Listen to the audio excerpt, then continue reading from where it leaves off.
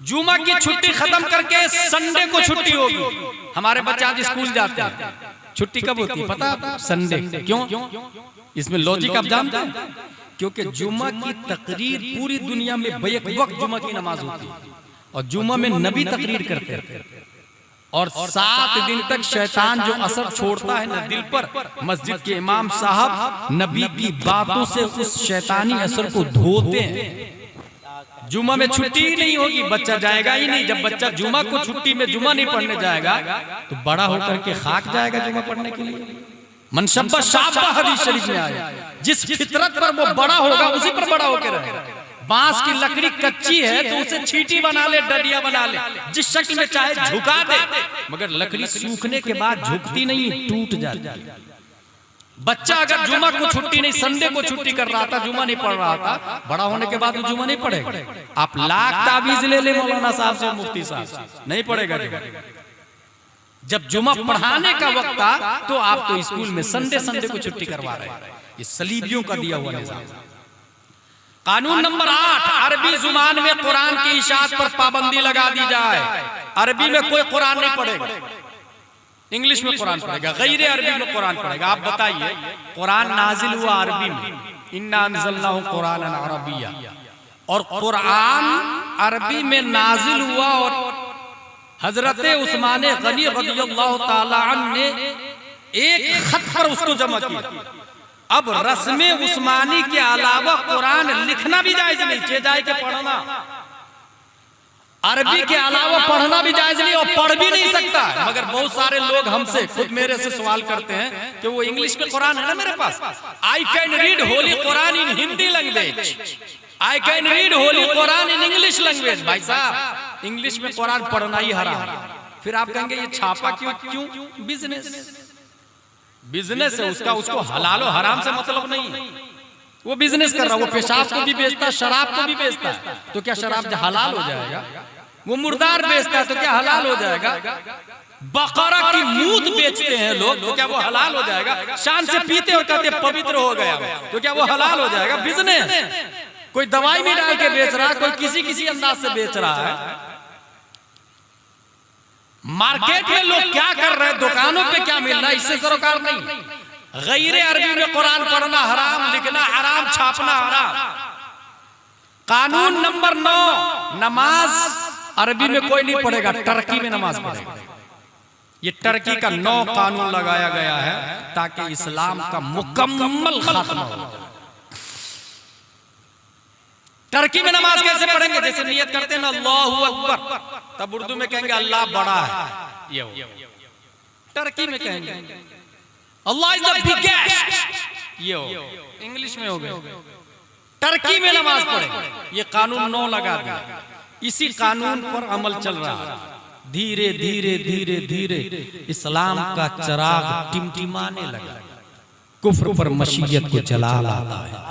रब्बे कदीर उसी टर्की की छाती पर एक बच्चा शेख महमूद आफंदी के नाम से पैदा फरमाता है। और शेख महमूद आफंदी की माँ पढ़ी लिखी थी, बाप पढ़ा लिखा था। यहीं से पता चला दीन बचाने के लिए माँ बाप का दीन पढ़ना जरूरी है। दीन पढ़ना, उस बच्चे ने अपनी माँ से पढ़ाई किया, अपने बाप से पढ़ाई किया, हाफिज भी बन गया और आलिम भी बन गया घर में। क्योंकि बाहर मदरसे में ताला लॉक, मस्जिद में ताला लगा हुआ है, कोई अजान नहीं देगा, कोई कागज कलम नहीं, कोई किताब लेके मार्केट में नहीं घूमेगा, सब पे पाबंदी है। घर के अंदर हाफिज बना, आलिम बना, लेकिन जब आलिम बन गया तो आलिम का दर्द देखा। वो फिर असलहा की फिक्र नहीं किया, कमाल अतातुर्क की फौज की परवाह नहीं किया, नेज़े बर्चिया भाला बारूद की परवाह नहीं किया। वो सीधे गया लोगों के घर पे, भाई भाई भाई आप अपने बच्चे को भेजिए ना, मैं अल्लामा बनाना चाहता। नहीं नहीं, कमाल अतातुर्क की फौज मार डालेगी मेरे बच्चे को। वो आलिम मायूस नहीं हुआ। दूसरा घर, तीसरा घर, बड़ी मुश्किल से कुछ लोग बच्चे दिए, बच्चे को लिया उन्होंने और बच्चे के लेके खेत में चले गए। और क्या बोलते, बच्चों अगर पुलिस आ जाए तो सब काम करने लग जाना, घास छीलने लग जाना, खुरपी से, आला से, और पुलिस चली जाए तो जैसा मैं बोलूं वैसा बोलना। सब बच्चों को सिखा दिया। जब पुलिस आती थी सब कारोबार में खेत में लग जाते, और पुलिस चली जाती थी तो शेख महमूद आफंदी कहते थे अलिफ ऐसा होता है। कागज कलम पे पाबंदी है, याद रखिएगा। सोचे दीन की हिफाजत कैसे होती है। और फिर मेरे दावे पे गौर करें, आलिम है तो आलम। अलिफ ऐसा होता है, बा ऐसा होता, उसके नीचे एक नुक्ता होता है, ता भी ऐसा ही होता, उसके ऊपर 2 नुक्ते होते हैं, सा भी ऐसा ही होता, उसके ऊपर 3 नुक्ते होते हैं, नून थोड़ा राउंड में होता, बीच में एक नुक्ता होता है। बच्चों जहां भी हुरूफे मुशब्बा बिल फेल आए तो उसके बाद वाले पर जबर आएगा। हुरूफे मुशब्बा बिल फेल 6 है, इन्ना अन्ना कान्ना लाकिन्ना लैता लअल्ला, जैसे इन्ना ज़ैदन क़ाइमुन। तारीख बताती है कि उंगलियों के इशारे से शेख महमूद आफंदी ने सिर्फ कुरान पढ़ना नहीं बल्कि वुजू और गुस्ल के फराइज के साथ साथ वक्त का अल्लामतुद दहर बनाना शुरू कर दिया था। उंगलियों के इशारे से वक्त का अल्लामा बनाया। और उन्हीं के शागिर्दों में एक शागिर्द का नाम है रजब तय्यब अर्दोगान, जो अमेरिका और इजराइल की आंखों में आंखें डाल के बोलता है तू बातिल, तेरा सिस्टम बातिल, तेरा नजरिया बातिल, तेरा मिजाज बातिल, तेरी नीयत बातिल, तेरा वसूल बातिल। इस्लाम हक है, फिलिस्तीन मजलूम है। इस्लाम तेरी नजूबी की हजरत तक, तेरी रगों में खून है रवा। चार यार नारे तकबीर, नारे रिसालत, मजहबे इस्लाम, पैगामे इस्लाम, जलसाए दस्तारबंदी। वाह वाह वाह, सुभान अल्लाह। मेरे भाई कुछ समझा आपने? One sentence can change your life. Turkey में आज जो मुसलमान नजर आ रहे हैं वो एक शेख महमूद आफंदी की बरकत। उनकी माँ पढ़ी लिखी थी, उनका बाप पढ़ा लिखा था, नतीजतन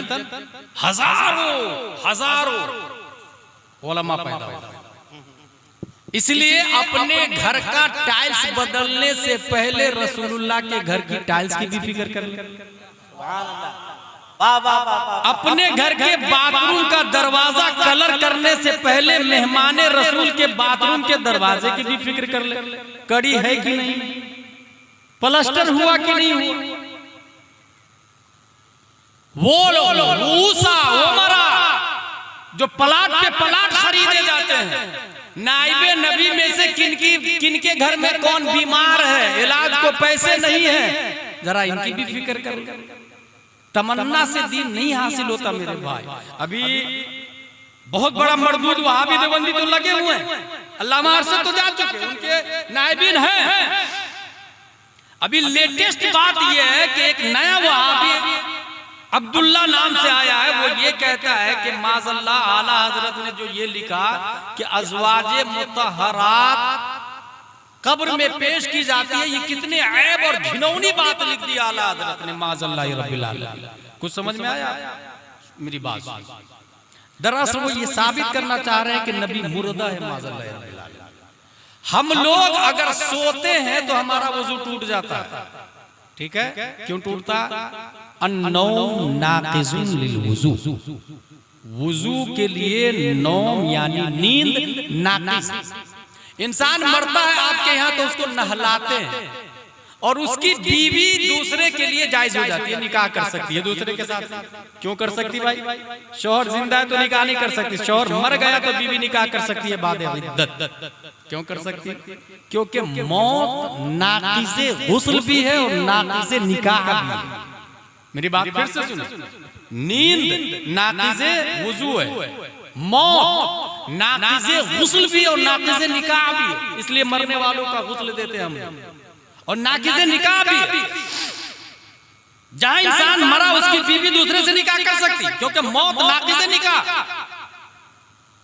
लेकिन किताबों से ये साबित है, बुखारी और खुद कुरान से ये साबित है कि नबी की अज़वाजे मुतहरात मोमिनों की मां है। इसलिए नबी के इंतकाल के बाद अज़वाजे मुतहरात का निकाह हराम अशद हराम। तो जाहिरन तो ये समझ में आया कि अज़वाजे मुतहरात का निकाह हराम है, मगर हकीकत ये है कि मौत नाक़िज़े निकाह है और मुस्तफ़ा मुर्दा नहीं, जिंदा है, जिंदा। क्या कहना है? वाह वाह वाह हमारे नबी जिंदा है, मुर्दा है ही नहीं। हजरत आ रहे हैं, नारे तकबीर और रिसालत से इस्तेमाल कर। खड़े हो जाएं, सभी लोग खड़े हो जाएं और जो लोग पीछे हैं वो आगे आ जाएं। नारे तकबीर, पूरा मजमा मोहब्बत से जवाब दें। चूंकि मेंबरे नूर पर रब्बानी दूल्हा आले रसूल बागे ज़हरा के फूल पीरे तरीक़त खिज़रे राहे तरीक़त हज़रतुल अल्लामा हज़रत अल्लामा मुफ्ती सैयद अमजद रब्बानी साहब क़िबला खानक़ाहे आलिया क़ादरिया रब्बानिया जबलपुर शरीफ की आमद हो रही है। नारों से इस्तकबाल करें। नारे तकबीर, नारे रिसालत, मसलके आला हज़रत रब्बानी दूल्हा आले रसूल बागे ज़हरा के फूल पीरे तरीक़त रहबरे राहे शरीयत औलादे गौसे पाक औलादे इमामे हुसैन।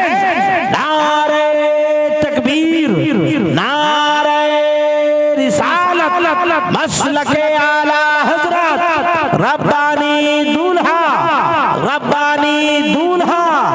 आले रसूल बागे ज़हरा के फूल जलसाए दस्तार बंदी जामिया नूरिया फैज़ाने पंजतन मसलके आला हज़रत उलमाए अहले सुन्नत। बैठ जाएं आप तमामी हज़रात।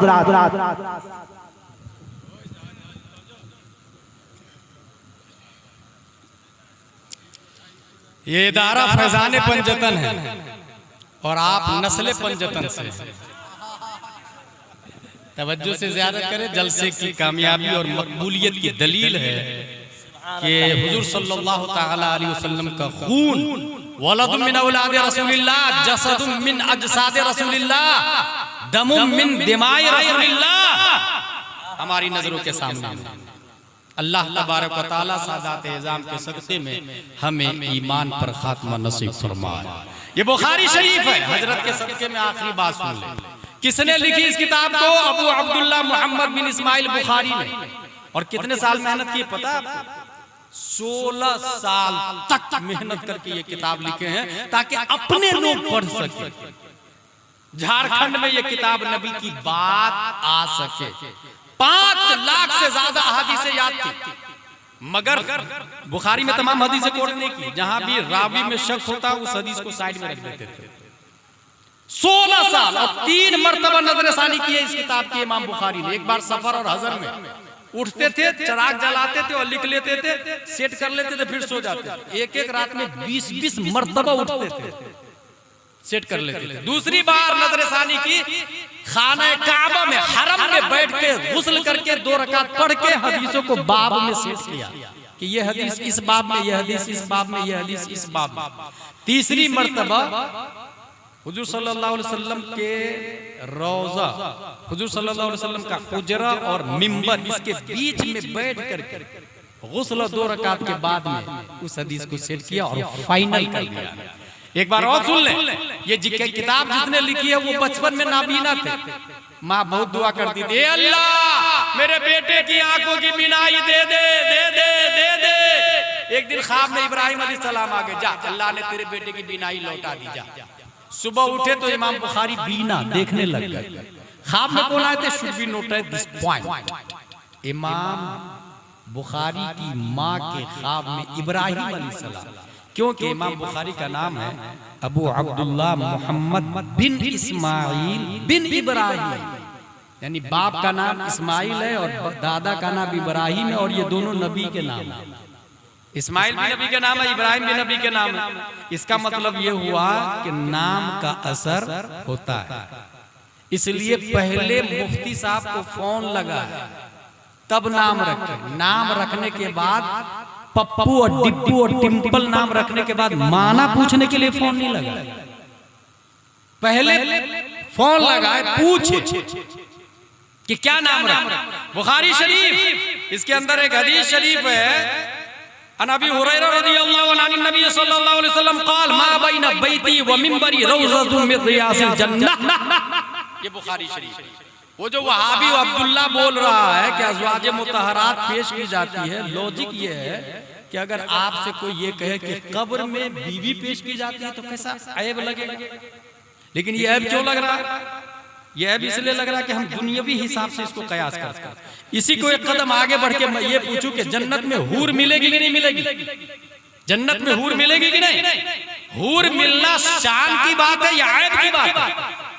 शान की बात है, ऑब्वियसली। हूर मिलना ये शान की बात है, ये गौस की शान है, ये खाजा की शान है, ये अंबिया की शान है, ये उलमा फज़ला नुक़बा की शान है। हूर मिलना ये शान की बात है, जन्नतियों की शान है। जहन्नमियों को हूर नहीं मिलेगी, जन्नतियों को हूर मिलेगी। तब जब जन्नत में जन्नतियों को हूर मिलेगी और ये शान की बात है, तो मुस्तफा जहां जलवा बार है। बुखारी शरीफ की हदीस बोलती मा बैन बैती व मिंबरी रौज़तुन मिन रियाज़िल जन्नह, मुस्तफा जहां दफन है वो जमीन आज ही जो हुजरा आयशा और मिंबर मुस्तफा के दरमियान है, वो जन्नत के बागों में से एक बाग है। और जब हमारे नबी, हम लोग तो बाद में जन्नत में जाएंगे, हमारे नबी की कब्र आज ही जन्नत के हुक्म में है, जन्नत के हुक्म में।